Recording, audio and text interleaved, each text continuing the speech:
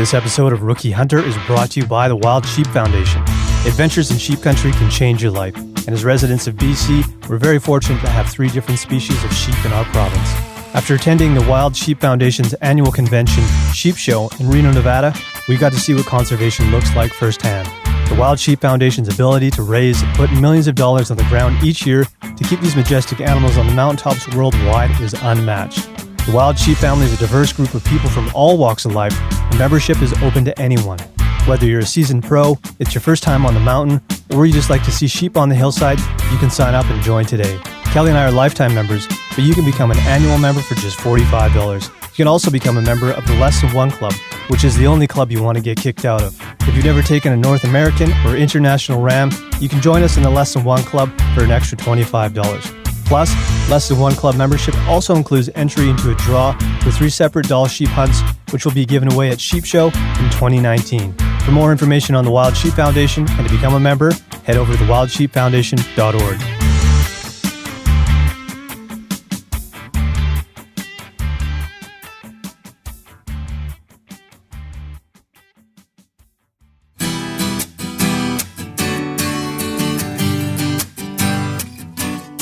Hey guys, welcome to episode 67 of Rookie Hunter. Kelly and I are back in the studio, just the 2 of us this time.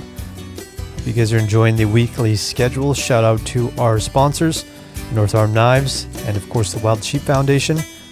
This episode we're covering a wide range of topics, giving you some updates, some follow-ups on the food episode we did, talking about Movi, update on Kelly's dog, a whole whack of stuff, including our moose hunt, so we hope you guys enjoy this one. As always, everything Rookie Hunter related is up on our website, which is theRookieHunter.com. Our email address, info@theRookieHunter.com, is the best way to reach us, and keep your questions, comments, everything coming. We need you guys' help to fill in the weekly schedule, so send us your ideas for shows. As always, please do head over to iTunes or your favorite podcast app and leave us a rating or review. Let's get into this one. Sit back, relax, crack a cold beer, and enjoy episode 67 of Rookie Hunter.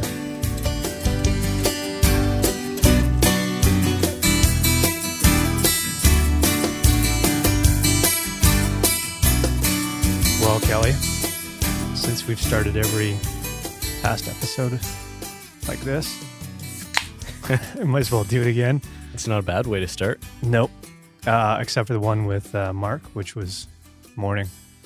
We need some morning beers, maybe just something a little lighter. Right? Maybe like some Clamato, which is Canadian. What is it? It's like tomato juice with some clam juice in there. Mm-hmm. It's like an old lady drink. My grandma loved that shit. But it's also the foundation of a Caesar.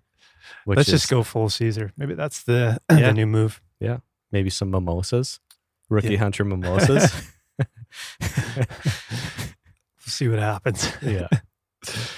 Let's start with some depressing news. Kelly, how is Norris doing?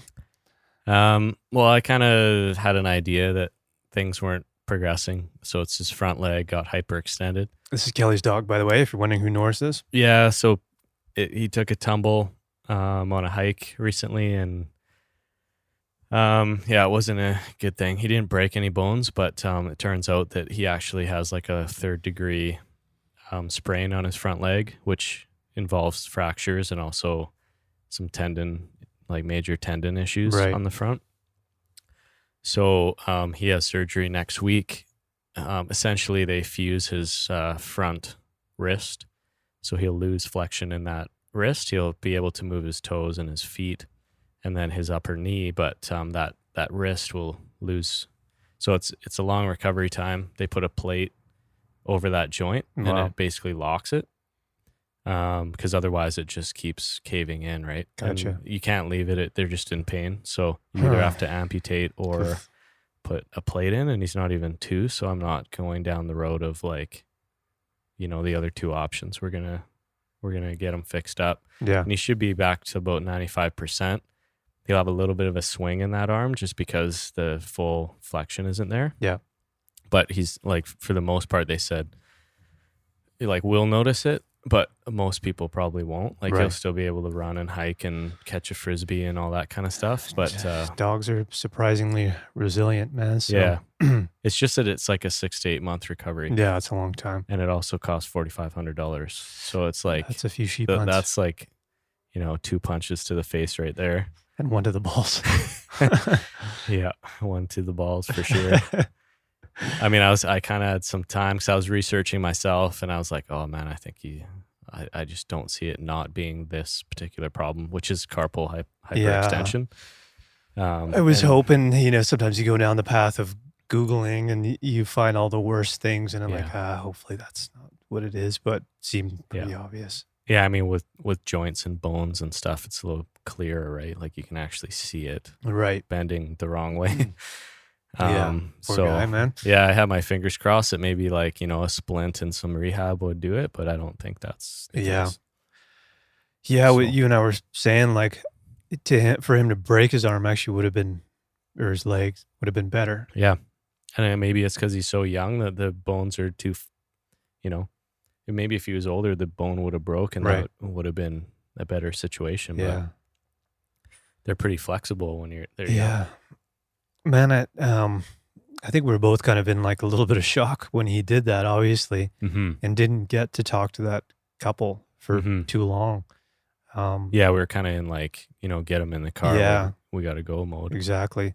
And I don't know who they were, but I'd be interested to hear more of what Mm-hmm. they saw, just because Mm-hmm. we couldn't see much other than his ass disappear. Yeah. Well, and he has had a full blown exam, right? Like as far as internal bleeding and Right. bones and neck, and like he had his neck bent around a bunch of times by the vet, and like they're checking everything to. So, I mean, I still think we got lucky. It's just unfortunate that, the thing that is going to have to get done is a pretty major Yeah. expensive surgery. Yeah. Yeah. Yeah, it sucks, man, but Mm-hmm. I guess it could always be worse, Yeah. I guess. Yeah. I mean, he could have not survived that period. Yeah, it could Right. Or if there was no bank and he kept running, then who knows what would have happened. Like, Mhm. I don't know when he would have stopped. It's just, I don't know. I don't know if it's that doodle breed or if it's just us, how we trained him or what, or the fact that like he's still younger, but man.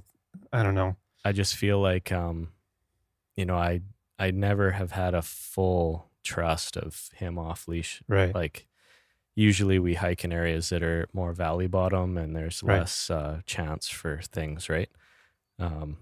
But yeah, there's just not been a whole lot of trust there just from the beginning. And Yeah, I think sometimes he it's- just jets out from even the driveway, and it's like, come on, man. Yeah. Yeah, it could be a bit of the breed thing, but I know with Oscar, the same thing until he was a couple years old. Mm-hmm. They just don't really care that much, and it's hard to snap them out of it when they take off after an animal or whatever it might be. Yeah. But eventually they sort of listen. Yeah, sort of. It's easier to snap him out of it. He knows he's not supposed to Mm-hmm. chase deer, and sometimes you'll see him kind of thinking about it, and he'll start to run, and and then he snaps out of it pretty quick. Whereas when he was younger, it was You kind of can't like snap 'em out. gone. Yeah. Yeah. The So, brain has made the switch, Yeah. and then that's it. They're gone. Yeah, exactly. Yeah. Yeah. So yeah, anyways, man, sorry to hear that, but Mm-hmm. glad he's It's life. okay otherwise. Yeah. Stuff it is. happens, and you kind of sign up for that when you get a pet. You So, do. Yeah. Unfortunately.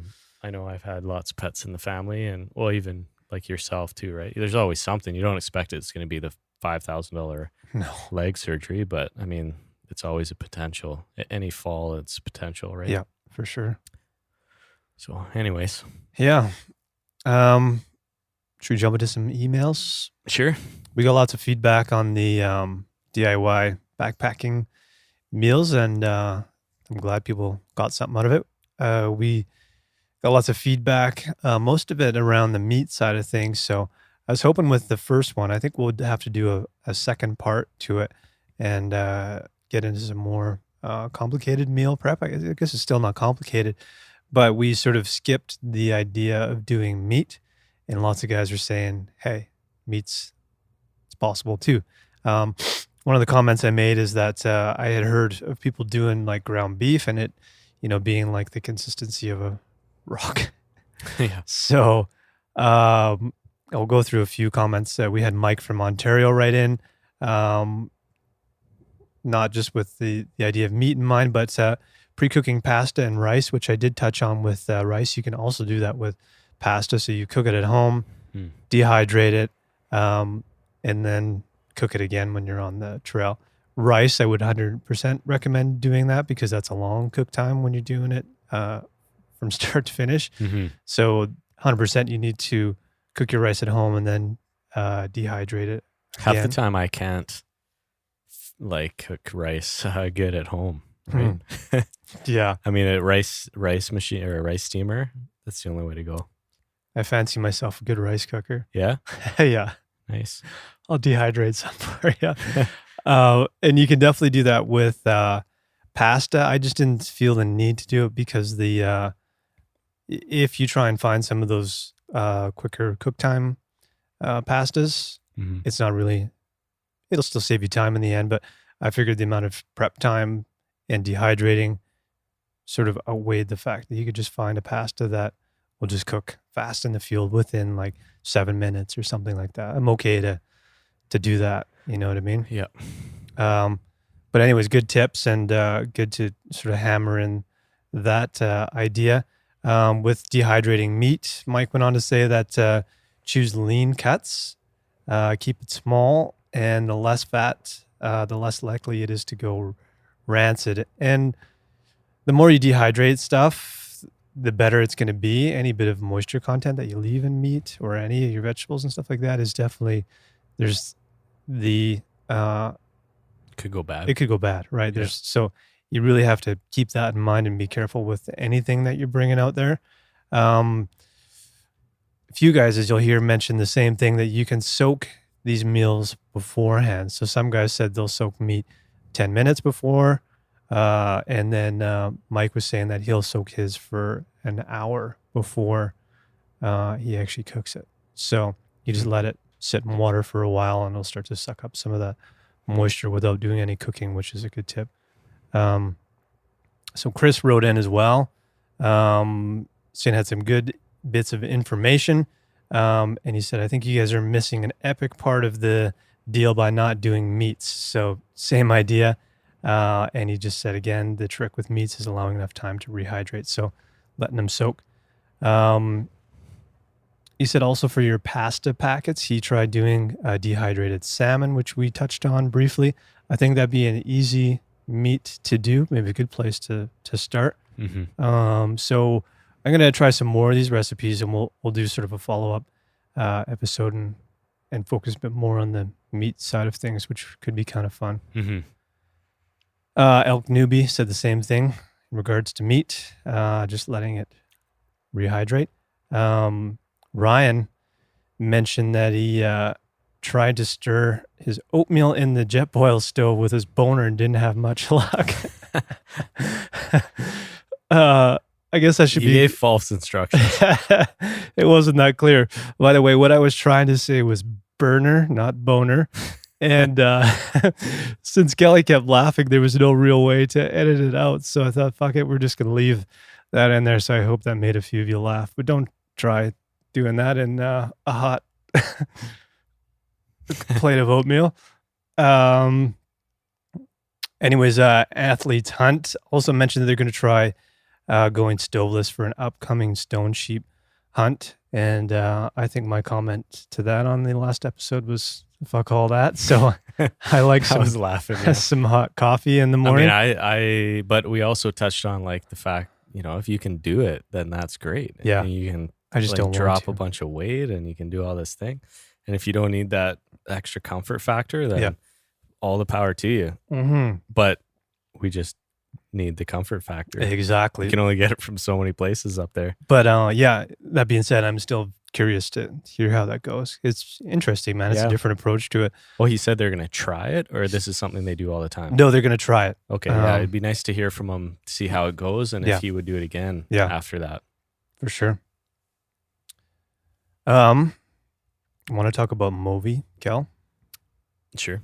something that I'm not too sure a lot of people know is happening. We've had a few people talk about it. Chris Barker, Yeah, and we should have Gray somebody Thornton. on. Like, Yeah. we'll make a full blown episode. We will. So if you haven't listened to any of those episodes with Chris Barker or Gray Thornton, what it is, let me try my best here, Kelly, is Mycoplasma ovi pneumonia. Mhm. So it's essentially bacteria that affects the respiratory system, much like pneumonia. Yep. Generally, it's found in domestic animals such as sheep, but it's found its way into wild sheep and now into other ungulate populations. So where are things at according to the recent newsletter we got? Yeah, so they say they found it in moose. So this is mostly Alaska, right? Okay. And moose, so Dall sheep, mountain goat. Do you have the figures there? Yeah. Actually, because there was some it wasn't just like 1 in a million. There's actually some pretty significant proportions of other animals that. Yeah. So it says biologists found MOVI in 5 of 230 moose, 6 of 243 caribou. Was also found in 13 of 136 Dall sheep, and 5 of 39 mountain goats. So it's not good. Yeah. So, and I know, some people say that, the animal can live with this disease.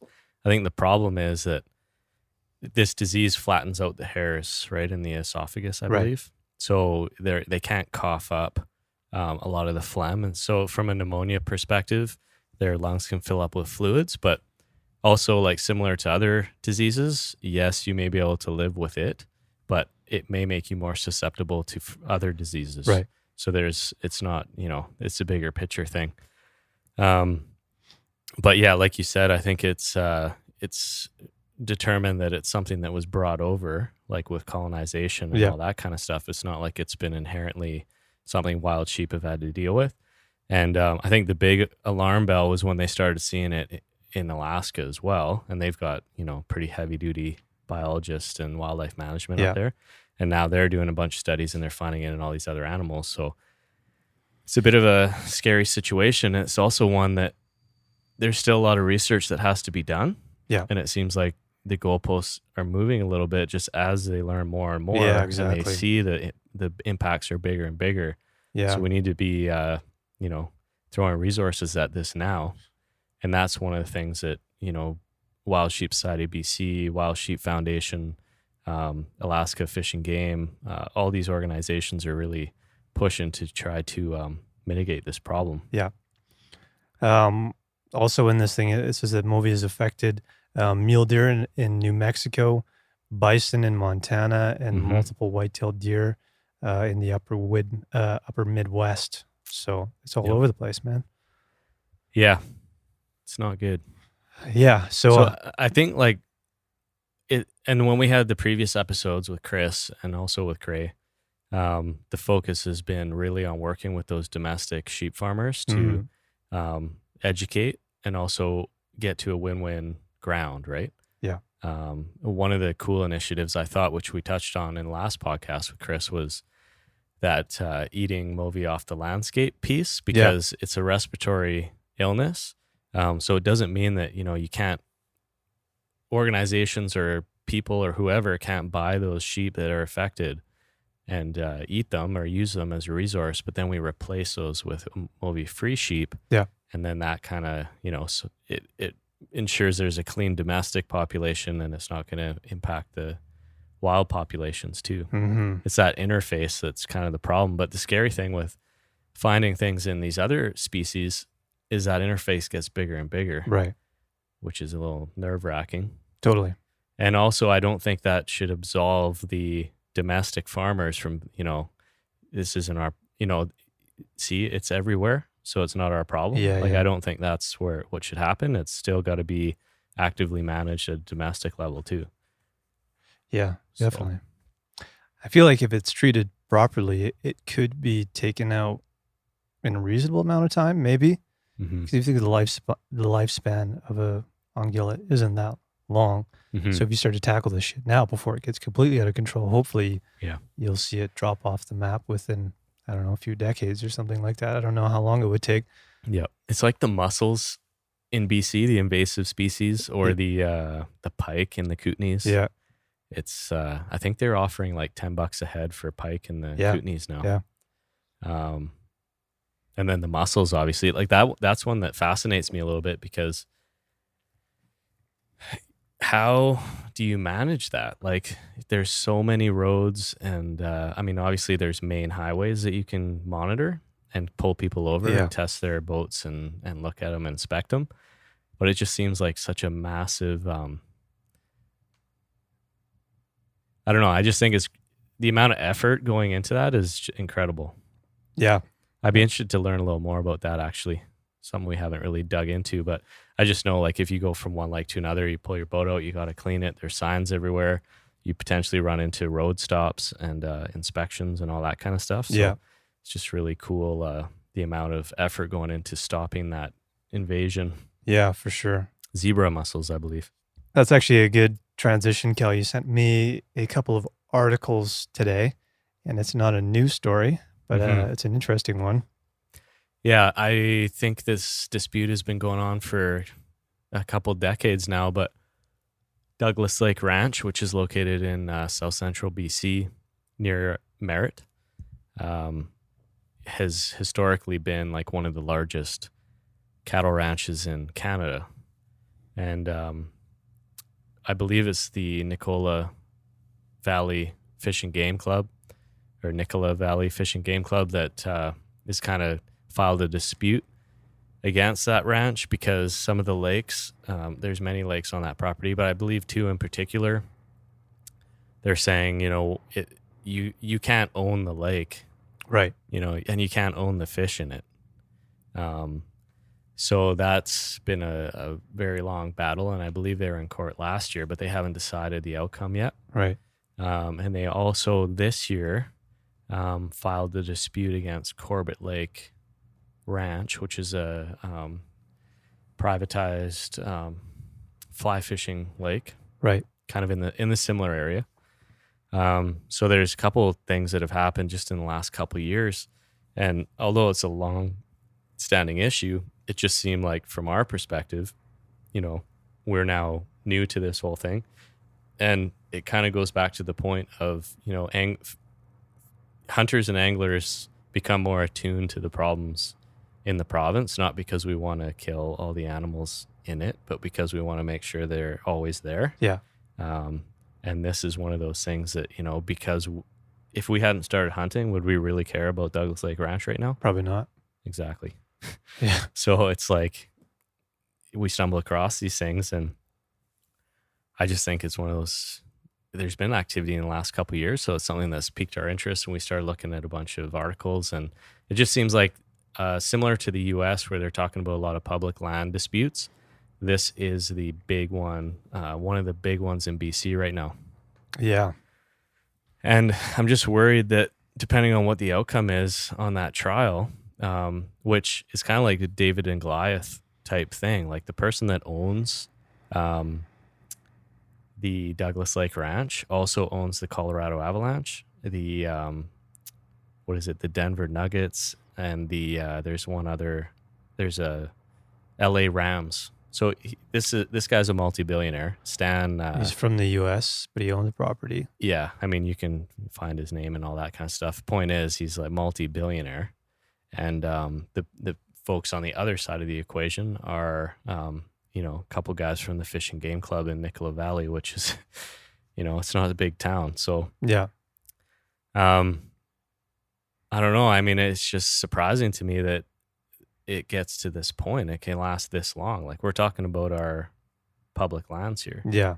So I don't really understand the question or why this is so difficult, but Yeah, it seemed like the definition of it was pretty clear, and that's that residents, well, it's on Crown lands, and any body of water should have access for the general public so they can get in there and Yeah. fish. And I guess what this guy's trying to say is that he's increased the volume of these lakes Mm-hmm. so that he owns more of the property that's underneath the water. Exactly, And because he's- the original deed was Yeah. like the lake was smaller, so the land went further, right? Yeah. And also been stocking the lake with fish. So Mm-hmm.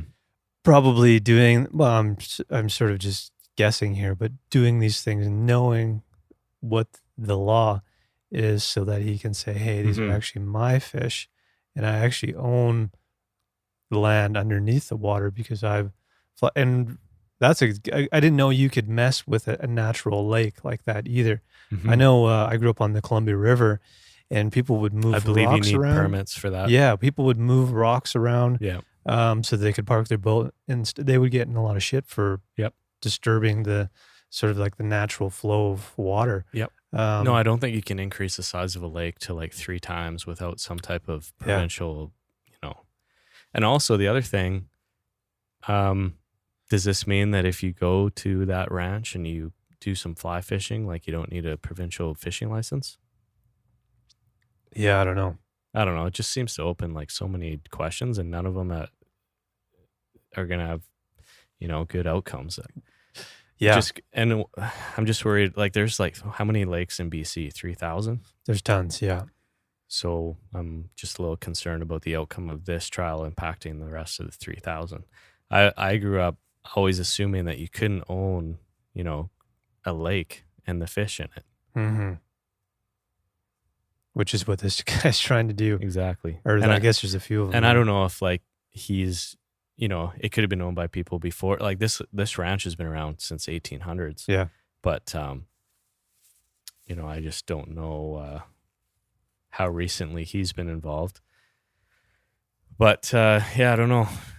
It's amazing country in there, it is. too. It's like some of the most beautiful country in BC is in that Douglas Ranch area. It's very, how do you describe it? It's a lot of like dry grasslands mixed with timber, like Yeah. perfect muley country. Yeah, man. Some of the lakes are super blue. Mm-hmm. Incredible fly fishing region due to the whatever the I don't know, protein in the lake or whatever I can't remember exactly what it is. It's okay, it's hot, TCF Kelly. or whatever. They measure like for levels of, you can tell how big the trout are going to be by these certain levels. Anyways, it's just a very good region in BC for fly fishing. Yeah. Yeah, man. Like, long story short, I don't like that mentality of like, this is my lake, get out of here. Mm-hmm. That's not something I do not want to see gates coming up in front of public resources, public lands, crown lands, however you want to Yep. frame it. That stuff is there for everybody to enjoy. So, Yep. piss off with your gates. Yeah, I thought, like, even if you own the land, I thought you had to provide public access You do. to the lake, That's what, right? Yeah. So Yeah, not cool. I was just trying to figure out here how big the ranch actually was, just for folks that I believe it was like 60,000 acres or something. Yeah, like it's that. huge. But- yeah, and I think it's blocking access to some, areas where people used to hunt on crown land as well. So there's all kinds of issues there, man. I don't like it. Yeah, so right now on their website it says total deeded acres are currently 271,000, with an additional 1,023,000 acres of crown grazing between all company holdings, Jeez. bringing the company's total acreage to over 1.2 million. What? It's crazy. Yeah. And I'm not like, on the other hand, like, I'm not saying I'm totally familiar with the ranch, but there's some cool history behind the whole thing. But in terms of public land, there's a bigger discussion about, what you can and can't do and how that sets a precedent for everybody else. Yeah, exactly. That's the scariest part of it. Yeah. Yeah. So I don't know. We'll see where that one goes. Yeah. I would be interested to, I don't know how long it's going to take them to get to a decision on that 2017 trial. My understanding right now is that it's still pending. Right. So Well, we'll keep an eye on it mhm. and see what happens. Fires. Fires, it's still a little smoky here. That fire in the park near us is still burning. Yeah, I saw some photos of They're it just from letting it last go. night. It's pretty impressive. I guess Yeah. they're saying they've got it sort of like a perimeter that they're hoping it doesn't get outside of. So it's everything within that's burning. Mhm. So there was a fire in there. How long ago was that now? 15 years ago or something Yep. like that. So there's not a ton of fuel, but this fire is finding fuel in some of the valleys and stuff like that. Mhm. And it goes from being a bit calm to like erupting into flames. It's pretty impressive, especially if you see it at nighttime. Yeah. Actually, when we were coming back from Vancouver the other week, we came in, it was probably about 10:30 at night. And as you come from the coast, you come in through West Kelowna, and the highway sort of curves around this corner, and you get a very clear view of the park area, and it was just glowing red. It's beautiful and spooky all at the same time. It's pretty wild. Yeah. And neat to see. And Yep. photographers are just loving it. They're getting some good photos in there. Yeah. And we've had a heat wave up here too, which has We been sure have. 36 to 38 degrees every day this last week, it Yeah. feels like. So what's supposed to happen in the next couple days is the temperature is supposed to drop by about 10 degrees, which they're expecting is going to cause some thunderstorms and potential lightning. So we'll see. My hope is that a bunch of lightning doesn't rip through here again, because that's what started all these fires in the first place. Yeah. So we'll see what happens with that. So on the way down here, Kelly, my car said 38. Yeah. That is 100 degrees Fahrenheit for our American listeners. That's hot. Yep. For Double here. it and add 32. Yeah, there you go. I'm too stupid Which, for that. I mean, if you compare that to Arizona, sometimes they get up to like 110. Yeah. Craziness. Yeah. 35 is about as hot as I like. Actually, 30s, I think my favorite temperature is probably 26 if I had to pin a number. Yeah, me too. But like anything over that 35 The just starts low getting to unhealthy. mid-20s is nice. Yeah. We don't really get there until about 10 o'clock at night. Yeah. Which isn't good for running, which is our next bullet point here, Kelly. Mm-hmm. What's our challenge? You already got yours figured out. Yeah, I mean, I kind of threw mine out there a while ago, and I have been riding my bike quite a bit. Yeah.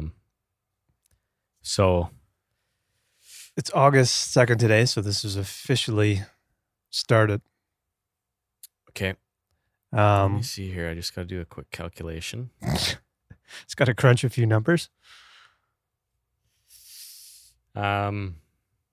Yeah, I mean, if I ride, I'm kind of going more into the riding my bike Yep. aspect, because one, it's something that I like to do. Mm-hmm. And it's pretty good exercise because I'm going up that hill every day. Right. So I'm trying to ride my bike to work, which is actually really cool because it's only about 10 or 20 minutes longer than if I were to drive anyways. But it's about 25K a day that I could put in Nice. on my bike.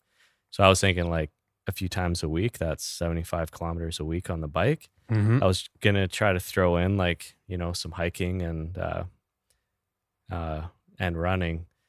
Either way, I think I'll just say on foot, I need to come up with a number per week as well. And Right. then I want to combine those, and that'll be my challenge, There you go. right? Do you have your challenge ready? Yeah, I do. Okay, I'm going to think about mine a little bit while you're saying yours. Yeah. I thought you had yours all figured out. I kind of do, but I'm going to run 30 kilometers a week to start. We'll see how that goes. Mhm. It's going to be a combination of running like along roads and hills, which is kind of what I've been doing up until recently. I've sort of taken a break from it because it's so damn hot. It just seems so unhealthy to run in this heat, but I've been kind of easing back into it, and that's what I plan to do. I'm also going to get back into the old yoga studio. Took a bit of time off from that the last month just because I haven't really been around too much. Going to do 3 of those a week as well, in between running. And then, I take the dog for an hour hike every morning and stuff anyways, but that's sort of something on the side. So won't count that much. So it's basically just start with 30 kilometers a week of running, various types of terrain, and getting back into yoga. Yeah. I think what I'm going to do is just alternate. So like, one day I'm going to ride to work. The next day I'm going to go for a hike, at least 5K. Yeah. Next day I'm going to ride to work. Next day I'm going to do at least 5K hiking. Next day I'm going to ride to work. Nice. So I'm just going to try to do that. Like, You going to throw some weight on the back? yeah, like hiking wise. Yeah. Actually, biking I do too, because I Nice. got to pack all my, like a change of clothes, my laptop, my water, Right. so there's a little bit of weight on the back for biking too, but that doesn't really translate. But yeah, hiking, I'm going to throw my pack on. Fortunately, I live in a place where there's hills everywhere, so you can't get away with straight walking anywhere up there. Yeah. I do really feel like the bike helps round out the leg strength. Yep. Because it's just a constant, the top of your legs, it's just constant pumping, right? Yeah. And I think that translates well into at least uphill hiking. Yeah. Endurance wise. Like I was talking to Adam Yonke from Journal Mountain Hunting there, and he was saying that a lot of folks that he's hiked with, the endurance bike guys are the ones that are like front of the pack and Right. they just don't slow down. Yeah.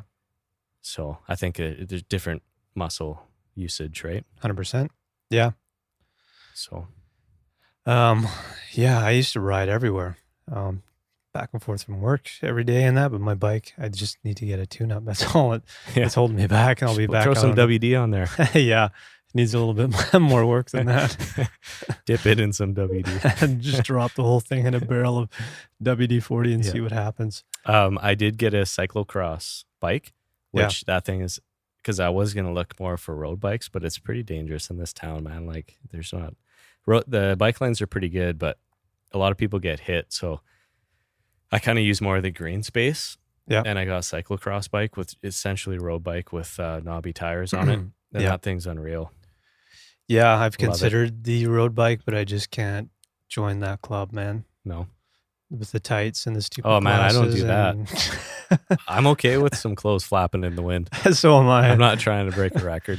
I can't stand it. It's a big thing around here, and anybody who drives in Kelowna knows that cyclists can be annoying, to Yeah. say the least. Yeah. Uh, No, I anyways, don't go down that road. I put on some like a t-shirt and some baggy shorts. And You I'm don't good. shave your legs, and No, no, it's good. depends how serious we get about these challenges. Yeah, we'll see. So, anyways, that's going to be the August challenge. I think you figured yours out. So bike to work, and on days I'm not biking to work, I'm hiking You at need least a, 5K you need a number. of kilometers. Yeah. So Okay. that when we get to the end of the month, we know. Did we Okay, meet so our- 75 kilometers of bike a week and 15 kilometers of foot a week. Strava? Strava. Nice. I don't mind that app. And we can calculate what that actually totals here. 90 times. Is it actually a 4-week month, or what's the deal? I don't know. 5 Sure, week let's month? just call it a 4-week. 360. Nice. That's There my you go. number. Beautiful. 360. That's it. Cool. It seems like a lot. Yeah. And then September, we'll kick it up a bit more. I think we're also dropping the booze in September. I know that idea scares you, but I'm for it. Why not? Yeah, no, I'm all good. And then I think I'll keep that going all the way up until the actual moose hunt. No, now you're just getting ambitious. I'm going to do it. And then as soon as we Then you know what's going to happen. get to moose camp, I'm going to You're going to be slam a shit-faced beer in and I'm 5 gonna days- fall over. 5 minutes, and then you won't be able to wake up the next day. yeah. 2 beer. Hey, it'll be cheaper. Yeah. Do you want to do a follow-up to a comment we got on the moose hunt? Which comment was that? Something to the degree of, I don't get it. Oh, I don't get you guys. I don't get you guys. Well, I'm gonna leave. I think I should leave that one. Yeah, Well, I forget what the comment was. Is why I was asking you. oh, okay. So it Well, was essentially, he said like, I don't get you guys. A hunt's what you make it. Yeah. And he was referring to my a comments. bit of the challenges you were having Yeah. around what you wanted the hunt to be. And to be clear, this is my thoughts, not so much yours. Yeah, and I think in previous episodes, like I'm sympathizing with you, and but at the same time, we've also had disagreements about this to an extent. Yeah. But we've talked about it quite a bit, and I think we've ultimately come to agree on what the actual issue is here, right? Like, yeah, and I think and we touched on it in the last episode with Mark. I guess I was having trouble initially, sort of trying to articulate why I was struggling with this hunt, and without actually sitting down with guys and showing them, hey, this is the area that we have to hunt in. Here's why it's challenging for me to sort of get really excited about this. Mm-hmm. There's a few things for me when I think about a hunt, and it's sort of that checklist to make, and it has nothing to do with, I don't doubt that we're going to have a good time. That's just a given, right? Mm-hmm. But I'm less about hunting for meat now than I was last year and the year before. Mm-hmm. It's become more about the experience. It's also more about getting away from everything here Mm-hmm. into the wilderness to an area where you're probably not going to see anybody, Mm-hmm. and hunting in a way that feels good to me. So we've been doing this for 5 years now, which isn't that long, but I have a pretty good idea of the kinds of hunts that feel right and the ones that don't feel right Mm-hmm. for me. That doesn't mean that they're wrong. It just doesn't feel. Yeah, I think it's what you want out of the hunt. Ranella, I think it's Ranella's brother who's sort of coined the purity scale. Yeah. Right? It's like the dry fly fisherman. Yeah. Yeah. So being anywhere near roads puts that purity score at an absolute 0 for me, Mm-hmm. especially if they're busy roads.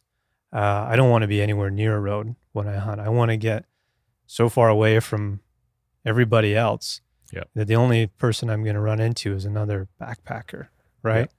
I don't want to have any competition from other hunters. We've been in that scenario. It doesn't feel good. And I don't want to be making use of a vehicle to hunt. So when we start to look at this area, we're looking at road after road after road after road. It's Mm-hmm. crazy, right? And it's close to a few towns. It's a quick hop and a jump for these people for a weekend excursion or whatever, right? Mm-hmm. It's a super easy area to get into that's covered in roads. So right away, a few of those check marks, weren't checked off, I guess. Yeah. And I started to worry that it's not the kind of hunt that I want to do, but it's a group hunt. So I have to commit to this thing, Mm-hmm. and I'm going to go. Mm-hmm. We're going to make the most of it. But if it's not the kind of hunt that I want to do, I might just leave my rifle at camp. You know what I mean? Or somebody else can. I wouldn't leave your rifle in case a bear shows No, up. I know, but I'm just saying I'm not. But somebody else can take the shot or exactly. whatever, right? It's just not something that I would rather wait for 15 years to shoot a Mhm. moose and have it be that much more rewarding to wait that long. Yep. And do it that way. You know what I mean? So that I hope that sort of clarifies what I was trying to say. And Mhm. we're very privileged in BC to be able to hunt all these different animals. Mhm. And I just want to do it a certain way. And it's, we always talk about going with your gut and what feels right. And that's sort of just what my gut was telling me was to, maybe think about this before you go up there. And when you get there, decide if it's something that you want to do or not. Yeah. So that when we talked about this with Mark, you don't want to not think about it, take an opportunity, and then not feel good about it after. Yeah. Right. You want to prepare yourself for the potential decision that you're going to have to make. Exactly. And in the moment, it's hard to make that decision, it's right? 100%. And that's So- something that we've learned. And that's something that I didn't really, you know, I feel like you're down that road a little further than I am. And I don't know, maybe that's a place that you'll go further than I ever will. And that's totally fine. Like, I just respect, I mean, you have to respect that, right? You're willing to say, essentially, you know, I'm not going to shoot a moose for 15 years if I have to, because I Mhm. want it to be, you know, the right situation. Yeah. The definition of the right situation is obviously subjective and totally Yeah, it's dependent not on right your or wrong. It's just right for experience. me. Yeah. Yeah, and obviously we're not talking about like illegal versus legal. We're Yeah. talking about like that purist piece, right? Whatever that means to you. Yeah, Yeah. whatever that means. So I'm a little more on the like, I'm gonna go have fun and I want to get a moose. And I'm a little bit like, that's kind of where it ends. Right. Like that was kind of how I initially went into it. So that was as complicated as it got. So when I drew that tag, I was like, yes, this is going to be awesome. Right. Yeah. And I think that's the majority, where the majority probably falls. Definitely. But at the same time, like, the cool thing about hunting with partners or talking, or even doing this podcast and talking to people like Mark, is you do start to consider, as long as you're open to it, you start considering other perspectives, and then you start appreciating that. And then some of that stuff, you kind of take pieces of, you know, what's important to you. Yeah. So, I mean, I'm definitely I appreciate more now that perspective than I did even a month ago. Right. So, and I do agree that, you know, it's nice to go on a hunt and almost be able to write a full-blown article and submit it to, like, you know, Peterson's Hunting and be like, that's the story that happened. I'll remember it for the rest of my life. Yeah. As opposed to, you know, you get up there, you step out of a truck and you kill an animal and you're kind of like, yeah, I got my meat. I get to support my family. You know, it checks all those boxes.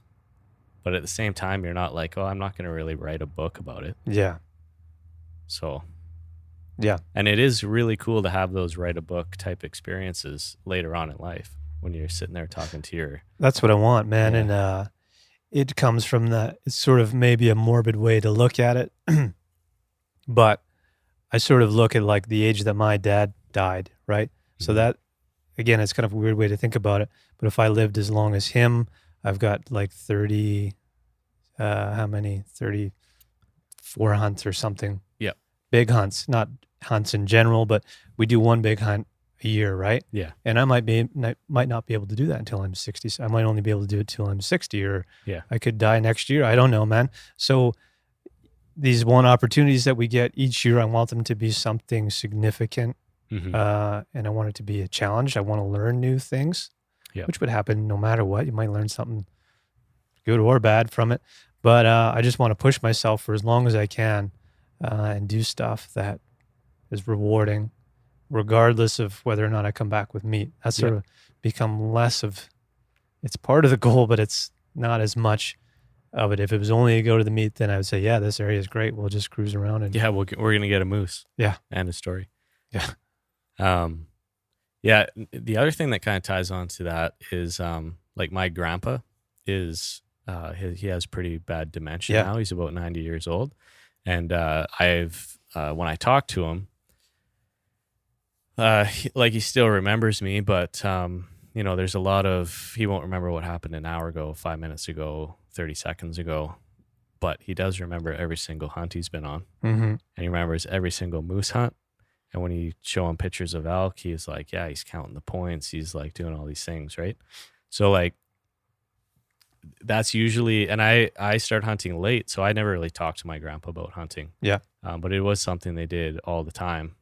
And a lot of it was like sustenance related when you get into that era. For sure. But yeah, he was telling me stories of all these moose hunts and how he had this meat on his back, and then he's trudging through a river and he slips on a rock and he fell backwards with, like, you know, 80, 90 pounds on his back. And he's telling me like all these stories in very high detail.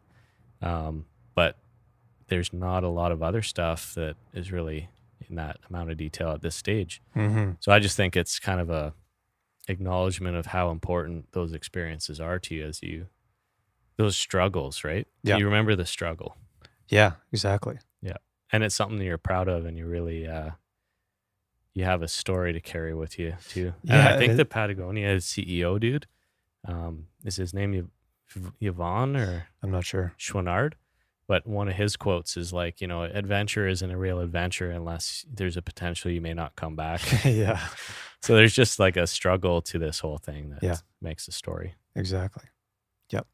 It's not always fun in the moment, man, but when you overcome something super challenging, Mhm. there's nothing more rewarding than that. Yep. Whatever it might be.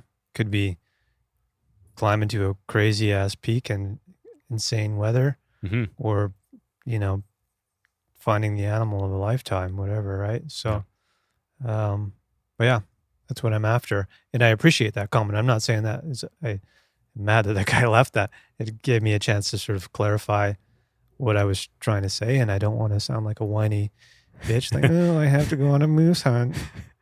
Well, I think, where I was a little worried too was that I almost thought the hunt was going to stop before it even started, which I think would be a huge shame, just given the opportunities we have. And there's an element of compromise in the group hunt. And I think as long as we all come together and are honest about how we feel about certain things, we're going to make it work. So it's not a question of like, we're going to do it. It's just, it's a learning experience in itself, because I was in Germany when we were applying for this. I didn't even look at the map. Like, yeah, sure, that sounds good. Yeah. But moving forward, I think it's like, hey, here's the area that we're going to keep applying for each year. This is the kind of hunt that it can be. Mhm. Who wants to be a part of this? We're already all on the same page. If everyone says, yeah, I'm in. Mhm. So moving forward, it just takes a bit of, let's pick an area and let's apply for this every year and see what happens. Yeah.